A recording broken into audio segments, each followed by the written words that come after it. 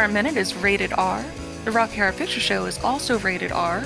We're going to spend this time discussing the movie in gory detail, and along the road we will talk about some adult content and use some of our favorite swear words. Obtuse, rubber goose, green moose, guava juice, giant snake, birthday cake, large fries, chocolate shake. Consider yourselves warned. Welcome to Rocky Horror Minute, the podcast where we discuss the Rocky Horror Picture Show in excruciating detail, 1 minute at a time. I'm one of your hosts, Kelly. And I'm your other regular host, Leandra. And we're joined today by a very special guest. We have Major Medina of Reflex Point, the Robotech Podcast, here with us. Hi, guys. So, Major, why don't you tell us a little bit about your experience with the movie, the first time you saw it, if you remember? Sure. And I'll tell you the actual story because, you'll find out why. But look, I'm a fan of novelty songs. Okay, so my first real exposure to Rocky Horror was through the Dr. Demento 20th anniversary collection, and that had the Time Warp on it. And I use that as a testament to just how good that song is. I had no idea what it was. It's just a really good song. Yeah. Real fun to listen to. And so it wasn't until years later. So I probably listened to that when I was about 12. Thank you, Columbia Record House, for that. Then when I was about 17 or 18, I went to a Halloween party with just lots of alcohol and friends. And there was a girl dressed up as Columbia, and I was enamored by her. And this was a schoolmate that I hadn't really paid attention to at all. But her dressed up like that, she was doing a squeaky voice. I was like, So Columbia does it for you too, then? Yes. Yeah. So previous guests have weighed in on that, and I've heard that from a lot of men throughout my life. Have you seen Shock Treatment? I haven't. You should watch it. Okay. She's very sexy in that one. Yeah. She's in like a voice, and she's dressed like a nurse, but her dress is like really more of a shirt. Yeah, it's like a porn nurse costume. It's really ridiculous. Nothing wrong with that. And she's constantly bending over. Like, I'm not kidding. Yeah, no, the panty shots, which as an anime podcaster, you should be a big fan of, right? Yes. Yeah. Now, keep in mind, I watched Robotech on U.S. television. They edited out all the crazy stuff, so I didn't see that until much later on. But, all right, I haven't seen Robotech. I didn't realize that there even was fan service in it. Just a bit. I see. But so yeah, I was asking my buddy, like, what is she dressed as? And he said, oh yeah, from Rocky Horror. Anyway, next time I got the opportunity, I watched the show. So I watched the movie, and it was actually really strange because that's when Time Warp came up. When I'm watching it for the first time, I was probably 18, 19. And I'm like, that's where that song is from. Because I knew the words. Never thought it was from a movie or anything like that. I guess I never read the liner notes of the album I had. But I was watching it purely for Columbia at that point. So it wasn't until years later that I watched it for what it was. And it's very interesting. Obviously, I love the movie, but it was kind of because even though I saw it a little older, I had this nostalgic feeling for it. And I'll tell you, it's funny, but the nostalgia was based around how confused Dr. Frankenfooter made me feel. It was very, very similar to how Bowie made me feel in Labyrinth. There's a connection there because the makeup artist was it for the film or for the stage show, Leandra? So the makeup artist Pierre LaRoche, who did the makeup designs for the film, was also David Bowie's makeup designer for the Aladdin Sane tour. So you get the lightning bolt. Right. And I'm like, okay, cool. So check. But I certainly had that like, I like this. I don't think I should. And so that's like the lasting impression for me. Yep. Like, look, Tim Curry, that's a beautiful man right there. Just as Bowie was. Yeah. Which is something in terms of film or media that I had seen hadn't really made me feel that way before. So it's confusing, I guess. Yeah. Oscar mentioned when he was on that he had to turn it off every time we got to Sweet Tea because he was closeted at the time and he couldn't deal with it. It was too uncomfortable for him. No, I get that. And, the family I had, I certainly would have never said like, oh, what a good looking guy. Because Right. they would have relentlessly mocked me. But yes, I'm very comfortable in saying those are beautiful men. Yeah. Even Tim Curry as Darkness and Legend, or Oh my God, Pennywise and It. Come on. And yeah, I actually had this as a note for the later in the discussion of this minute, but I'll mention it now that Richard O'Brien was, because they talked a lot about the casting of him, which I'll get into later, but Richard O'Brien said he knew him from Hair and thought he was just the most beautiful thing on stage. Yeah. Those were his words. He really is. So I guess, yeah. Let's dig into this minute. As we said, this is minute 25, and Brad and Janet are walking backwards, so they continue to face the Transylvanians, who are still beaming maniacally at them. They are inadvertently walking directly toward an elevator, which I guess is noiselessly making its way down to their floor. The music for Sweet Transvestite has begun, and we see a shrouded figure in the elevator, and through a close-up, we see that he's wearing these platform heels, and I'll talk more about those later. The as-yet-to-be-introduced figure wearing the hooker shoes lifts their right foot, keeping time to the beat of the music, and all while this is happening, Janet finishes her line from before, and Brad and Janet are kind of having a nice, normal dialogue. So Janet says, "Unhealthy here," and Brad says, "It's just a party, Janet." And then Janet goes, "Well, I want to go." "Well, we can't go anywhere until you get to a phone." "Well, then ask a butler or something." "Just a moment, Janet. We don't want to interfere with their celebrations." "This isn't the Junior Chamber of Commerce, Brad." "They're probably foreigners with ways different than our own. They may do some more folk dancing." "Look, I'm cold, I'm wet, and I'm just plain scared." And it's at this point Janet turns back and begins panicking at the sight of the shrouded figure. Brad, who's a very oblivious man, says, "I'm here. There's nothing to worry about."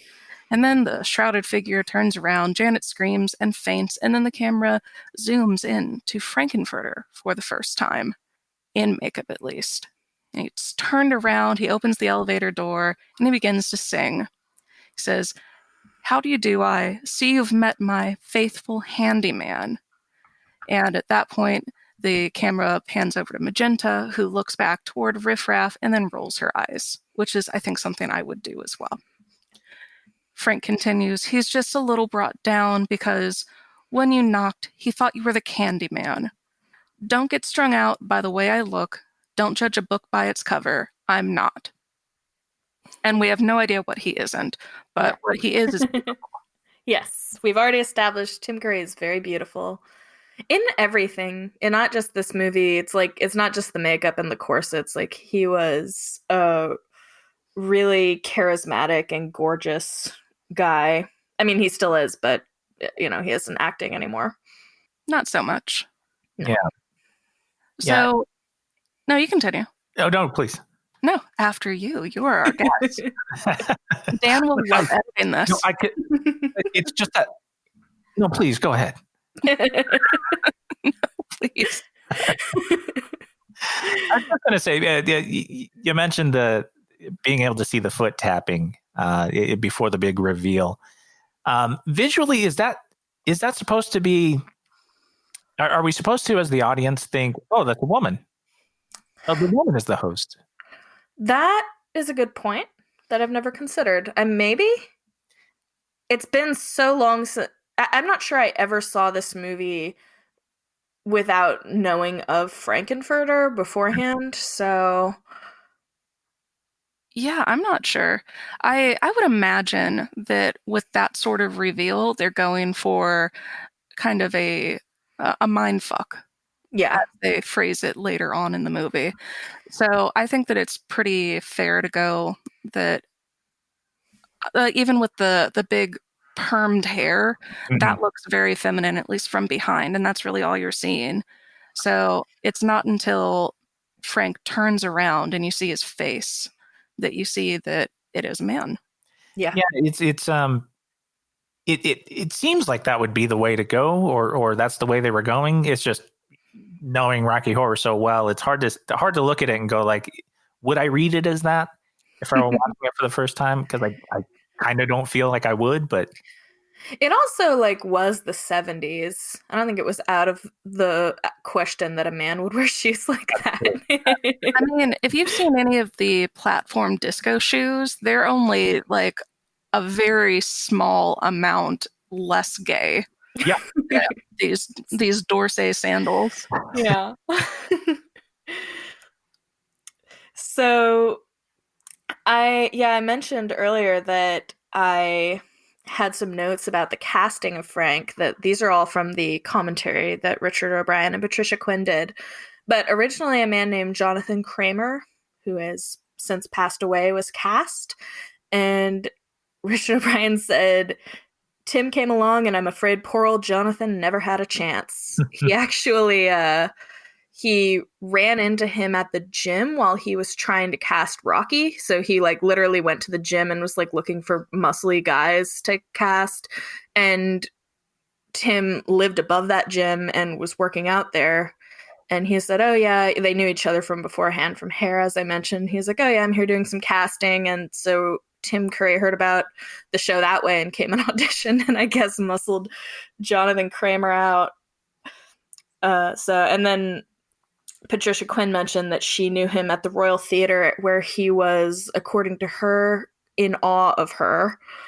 So she said everyone was in those days. I believe it. I believe it too. I mean, she was also a total like firecracker. And she was and is very beautiful.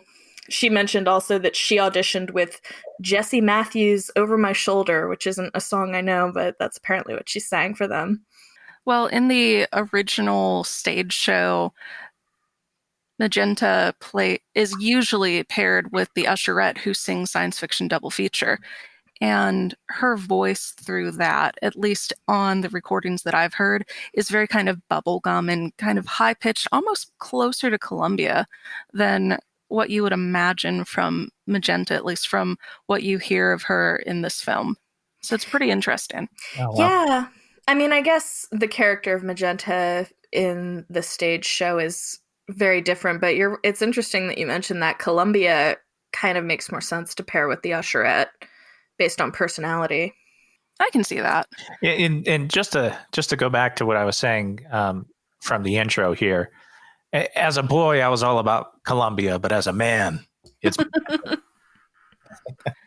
yeah, Magenta is definitely the one that once you kind of have that sexual awakening, you realize that she's the one that's probably gonna know what to do. Yeah. Yes. Magenta always struck me from the beginning. I was obsessed with her from the first time I watched the movie. I still think that most of the guys who say that they love Columbia, it's because they love sparkly, bright, shiny things. That's at least how it is for Oscar. I can get him distracted with a pair of keys. We're all just fish. No, sparkly. Yeah. But you got to think about the two of them. For them to draw, and this doesn't happen till later, but for them to draw attention away from Susan Sarandon, because when it comes down to it, you could, in terms of Rocky Horror, you could say there are two types of people: those who like Columbia and those who like Magenta, right? Mm-hmm. And obviously different stages of your life, but Susan Sarandon doesn't even get mentioned in this. Yeah, no. At least not until Toucha. Okay, fair point. I don't know, even then, and maybe this is just because I really like Magenta and I really have a fondness for Columbia. Toucha for me is a delivery system for Magenta and Columbia hanging out. I completely agree. I mean, they totally steal the show in that, especially Magenta in that scene for me. Whenever I hear people talk about Susan Sarandon at all in this movie, it's some straight guy talking about seeing her boobs during Toucha. It's like a heterosexual dog whistle. Yeah. I mean, I remember years and years ago, I saw it back on like I Love the 70s that used to play on VH1. Mhm. You remember that, right? I yeah. do. They were talking about the Rocky Horror Picture Show, and I remember Weird Al Yankovic saying they just threw that scene in for the two straight guys in the audience. Let me make good on my promise to go back to these heels because they're ridiculous. Frankenfurter wears multiple types of shoes, and they all are more or less the same base shoe, covered in different glitters and sequins and rhinestones. But this is the first time we see them. They're Dorsey style, which means that they've got a covered heel and then nothing on either side of the feet around the arch, and then a toe. And these are peep toe, so these are technically sandals. And the base of the shoe is covered in highly textured glitter. These are 5-inch platformed shoes, which I think is great for people who can walk in that. I am not one of those people. But the base of the shoe is black, and the heels are covered in white glitter, and they're silver rhinestones. So just so much about this is already just visually insane. And I have to say, thank you, Sue Blaine. These are actually pretty neat. Yeah, I love those shoes. I mean, the sweet transvestite outfit that Frank is in is iconic, but for me, the shoes really stand out. And I'm going to talk about the costume in quite possibly exhausting detail next minute. Definitely exhausting detail. Oh, good. What is Tune in next week. So, the only major costume or hair and makeup thing that I want to talk about in this minute is Janet, who has had really wonderful, just bouncy, perfect curly hair for a fair amount of the film. As soon as she got into the time warp, it was already starting to look kind of matted and a little bit rained upon, which makes sense. But by the time this starts, she has like full on Michael Jackson curl right in the middle of her forehead. And her hair is just like as flat as mine is, no matter what I do with it. So, well, she's also swooned twice at this point, right? Oh, that is true.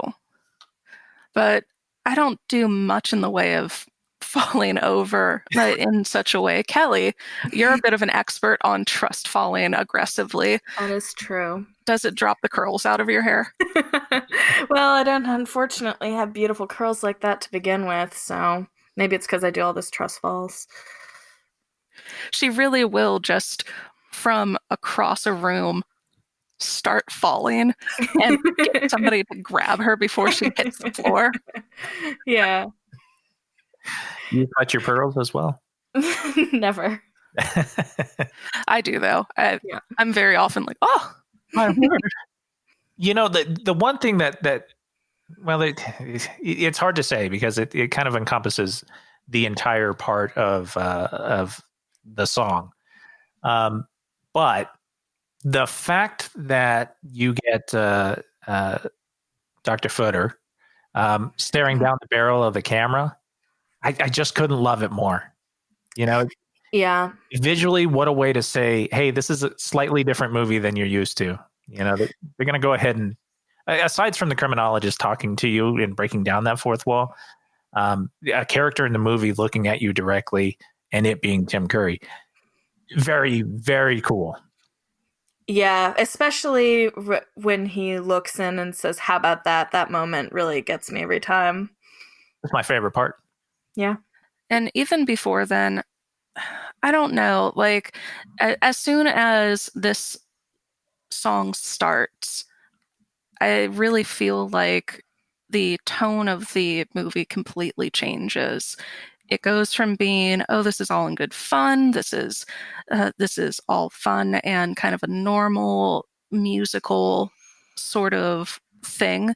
There's even a let's dance the shapoopy.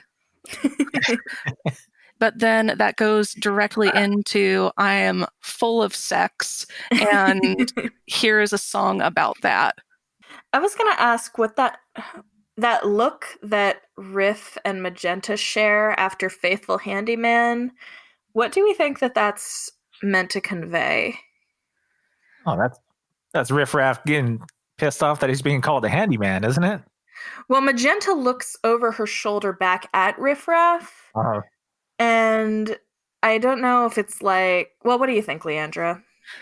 Well, in the many years that I've tried to train up Magentas, this is one of the moments that I give as a character piece, with Magenta looking back over her shoulder to check in with her brother, her sexy, sexy brother, Yes. to say, you can't kill him you can't kill him yet, but soon. Just calm down. Just knowing that that's going to piss him off. Yeah, I kind of always thought it was like they were kind of sharing a private moment because they know that Riff is about to be the new commander and not the handyman, you know? So it's sort of similar along the same lines. This is also one of the 2 times that you see Magenta kind of roll her eyes, or at least kind of look like, this guy, this jabroni. So I do love that about Pat Quinn and, by extension, Magenta. Yeah. So I have a couple of itty-bitty little details that I wanted to dig into. First off, I can't help it, but there's a light inside of the elevator. It's kind of domed. It's made of crystal. Just needed to drop that in. And more about the elevator, during renovations on the castle, it appears that they removed that. And I will, as I said before, go into Frank's costume in painful detail in the next minute. But really that's because we only see the shoes and this black satin cape with an oversized popped Dracula collar lined in silver lame. Because that's a thing that people would just have laying around. I will say that you can now go to Party City and at least get a Dracula cape, but it's not going to be long enough unless you are a small child who is playing Frankenfurter, which I've seen before for Halloween. It's cute. Oh, wow. Yeah. It's a little bit stressful, but it's cute. But then the way that Brad and Janet interact with Frank just as soon as they start speaking to him is, I think, hilarious. Obviously, Janet just passes out. But when Frank turns his attention to Brad while he's singing Little Brought Down, he just turns to Brad, and Brad is looking at him in horror and just kind of moving his head, and his lip is quivering. It is really overacted in just the best way possible. When Frank goes past them, Brad's head turns to follow, and he's just in complete shock. And then later you see that the Transylvanians, including Riff Raff, Magenta, and Columbia, are now flanking the red carpet. And some of the Transylvanians are smiling and dancing like Sadie. She's the very short Transylvanian. But others are just kind of smiling and looking a little bit sexy. And this is somewhat awkward because the camera is on a gigantic thing following Tim Curry, and there are cords behind it. So if you watch, the Transylvanians are also sexily walking backwards to stay away from the cords. So it's very fun to look at. And I'll have to look out for that. I just always assumed all the Transylvanians were exhausted from doing the time warp. Oh no, I'm sure that some of them are, but they're up there and they're just like, oh, this is so exciting. And then they very casually walk backwards to get out of the way of the thing that's moving toward them. And then they get right back into line so that you see them when Frankenfurter comes back. But one thing that is going to piss me off in the future, and I'm setting this up now. Columbia is in front of Magenta. Remember this. When Frank passes, Columbia is in front of Magenta. Magenta is in front of Riffraff. Magenta has to look over her shoulder to look at Riffraff. Remember that Columbia is in front, because I will get very upset in the next minute. Also, Brad brushes the tassels of this drawn velvet curtain when he is exiting the room backwards, kind of going over to Frankenfurter. And he also bumps it when he re-enters the room. And when I first saw that, I was like, wait a second. Did they like close the curtain on him? And no, he's just too tall. And Brad and Janet just bounce right back into the room. These are people that at least Janet wanted to leave. And they're following Frank around like a moth to a very fancy sex light. Yeah, I had that too. It's interesting that like they were so panicked, they fainted, but they bust right back into that room when they follow right after him. And I get it. Brad's at least trying to get to a phone, but he's clearly, I guess, trying to put on a good face or something, or a brave face to Janet, because he's terrified and then immediately goes, no, I'm just going to follow this guy and drag. It's fine. Yeah. It's like he has good manners, so he doesn't want to offend anybody. He's probably a little bit titillated, right? Yeah. And then just has that.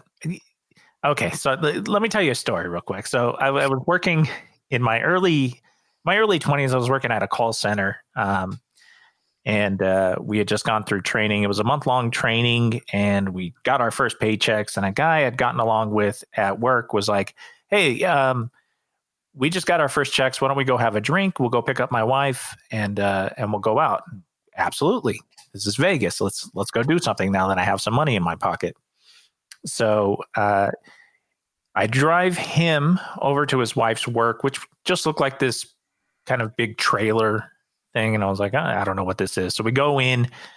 The trailer was a sex shop, the front of it. So it was like a double wide trailer, sex shop. She was behind the register. And I was like, okay, I'm cool. No problem. I've been in sex shops before. I hadn't. But, I'm trying to act like, nothing phases me here. And he goes, well, you want to go out? You want to go into the back and see what's going on back there? And I was like, oh, okay. And so behind this curtain at the end of one of the doors of the trailer, we walk into what is a huge building, and it was filled with a voyeur room, go-go cages, people on wooden planks getting whipped. So it was a pure like a dungeon. Dungeon. Yes. Yeah. Yeah. Wow. Now I know he's watching me because he gave me no warning that this is where she worked and what was going on. He's watching me, and I'm just like, yeah, I'm cool, whatever. Got a cigarette? Sure. Yeah. And he's like, you see that guy? He's a doctor. That guy's a judge. Those guys are cops, that kind of thing. And I'm just like, yeah, whatever. It's cool. Meanwhile, I'm screaming inside like, I got to get out of here. Not right away.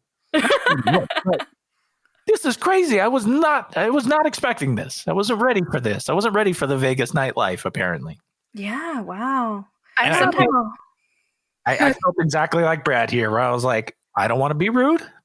I don't want to be a prude either, but I am very uncomfortable. I'd like to leave. Yeah. Though.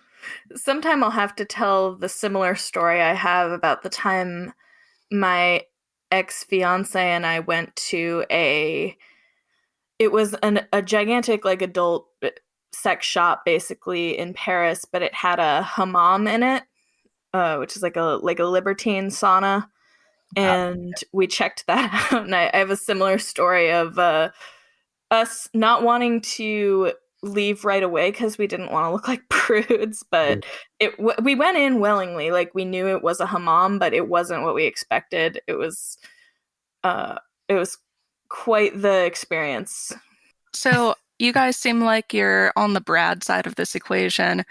I know for a fact that I'm on the Janet side of this because I once went to, well, this was my first time going to a gay bar with Oscar, and this was one where above that bar there was a go-go dancing club. And I knew that there were naked men dancing up there. And I was like, oh, that's cool. And finally, and Dan was there, my husband. And I was like, oh, can you come with me? They won't let me go up alone, which was weird, but okay. And we walk up these stairs, and I turn my head, and I immediately walk back down the stairs because, oh my God, there are penises everywhere. And I was just like, no, I can't do this. And Dan, who is very straight, he goes, holy shit, look at those dicks. Good for you. Like, did you see that one? It's like he's got an arm coming out of his crotch. And it's like, oh my God, don't look. I'm embarrassed for them. So I'm clearly the Janet of this equation. Well, that also goes to show you in terms of costuming, right? If Tim Curry came out naked, it wouldn't be all that exciting. But dressed the way he is, now I'm interested. Now I'm gonna watch. Well, and I know Leandra has a similar story from a Rocky Con, right? Yeah. An orgy once started around me, and I went, oh no. And I very quickly kind of snuck out, walking backwards while smiling. Was this a spontaneous orgy that occurred? Yes, it was. Not to get into much detail, because perhaps one day I'll tell the full story. Oh, no, we have all the time. Name names. I'm not. I will say that one of my very good friends was holding a poster that I purchased at the con, and he had it in his hotel room. And I was packing up because this was the last night of the con, and I went, oh shit, this guy still has my poster. I should go find him. So I found him. He was trashed. His hotel roommate was trashed. Everybody at the con was just that level of drunk where nothing's funny anymore. Things are starting to turn like violent and a little bit sloppy. And I was like, oh, I don't want to be here. This is not great. So we get over to his hotel room, and his roommate goes, okay, well, go ahead and take off your shirt because we're going to be playing with glow-in-the-dark bubbles. I was like, oh, no, I'm good. And then both his roommate and they take off all of their clothes and start playing with black light reactive bubbles. And I'm just kind of going, neat, this is awesome. And I'm looking around going, where the fuck is my poster? When 15 people walk through the door and go, oh, is this where the bubbles are? And they all start taking off their clothes. And I go, no, I don't want this. So then I find the poster, and I'm walking out, and somebody goes, wait, where is she going? I said, oh, I left my naked in the other room. And they said, okay, go get it. So it was not my bag. And there won't be a autobiography saying that it is my bag. This sort of thing is my bag, baby, by Leandra. It is not. No, it is not. The idea of you being anywhere near an orgy is so hilarious to me, because I can just imagine how truly uncomfortable you were, and I'm glad you got out alive. Yeah. Does not politeness dictate you join in? I mean, yes, but also no. It's like if you go to like a dinner party and there's a food you don't like, you have to try a little bit or else it's rude. It's true. Yeah. And but with dicks. Yeah. Yeah. That was a fun day. But those are all of the notes that I had on this minute. Did anybody else have anything? That's what I have. No, yeah. Okay, let's talk about callbacks. What do you have, Kelly? Well, first, do you know any, Major, since you've I do been... not. Okay. I didn't know if maybe you had picked some up since you have been to a show a couple of times. So the first thing that I had was the beat that's playing in the background as they're having their little, it's just a party, Janet. Well, I want to go, blah, blah, blah. That conversation lends itself to a couple of things. Sometimes people will sing along with it. Shit, god damn it, sit on my face and slam it, Janet, repeatedly. You can also hum the Imperial March, which is fun because Frank appears to be Darth Vader before he turns around with more fashionable footwear. So you can do that as well. Da, da, da, da, da, da, da, da, da. So there's that. Of course, Brad says, we can't go anywhere till we get to a phone, to which you should respond, castles don't have phones, asshole, once again. And then right after he says, they're probably foreigners with ways different than our own, they may do some, they may do some more folk dancing. There's a pause during which you should say, what's it like to fuck a polar bear, Janet? And she says, look, I'm cold, I'm wet, and I'm just plain scared. And then Frank comes out and everything. He says, when he says handyman, you should sing along hand job man instead. That's a classic. And then the only other one I had was after he says, when you knocked, they rang. Because they rang the doorbell. They didn't knock. So that's what I have. And I only have a couple others, and they're kind of alternates. Some oldies but goodies. Love those. So instead of saying shit, goddamn it, sit on my face and slam it, Janet, or the Imperial March, you can also kind of repeat anal sex and oral sex and whips with chains. Yeah. And there are some nights where you get at least 2, maybe 3 different chants going in the audience, and it is truly the most beautiful thing. It sounds great. Yeah, I'm like, oh, yeah. This is it. This is awesome. Yeah, so if you hear one going, don't let that stop you from joining in with a different one. At least the Imperial March, that matches everything. Everybody loves that. Of course. And you have the What's It Like Fucking a Polar Bear and Faithful Handjob Man. There's See You Met My Faithful Handjob Man. He's just a little brought down. Instead of little brought down, you could say little bald clown.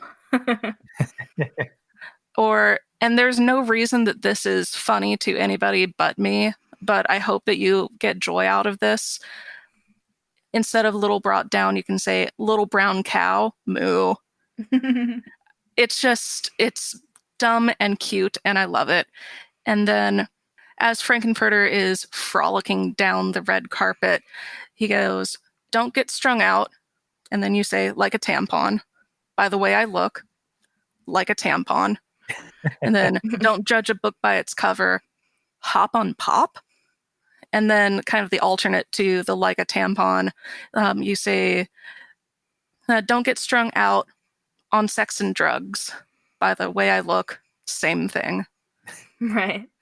So those are the major ones that I wanted to take note of because I think that they're cute and I think that it's worth sharing. Yeah, absolutely. Yeah, those are some good ones. Okay, so if that is it for this minute, we can go ahead and end like we normally do, which, Major, if you're a fan of the podcast, you might even know by now. I do. We're all going to try and speak at the same time, and I'm going to say now. Now. You don't have to go home, but you can't stay here, so get the fuck out. Great, yes.